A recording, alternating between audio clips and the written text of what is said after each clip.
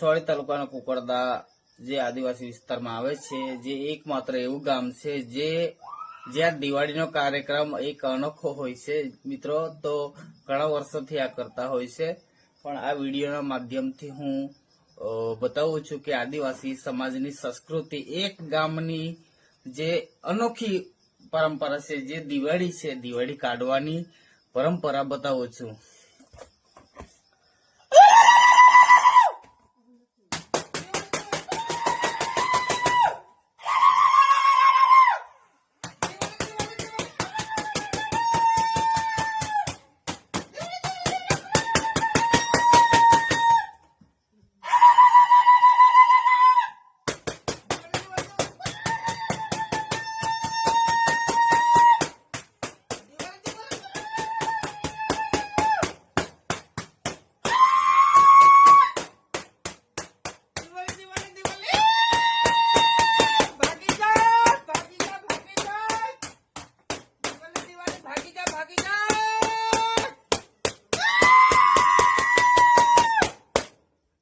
દિવાળી કાઢવામાં આવે છે અમારા ગામમાં.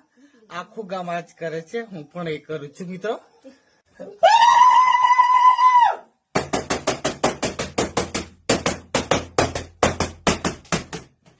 દિવાળી દિવાળી દિવાળી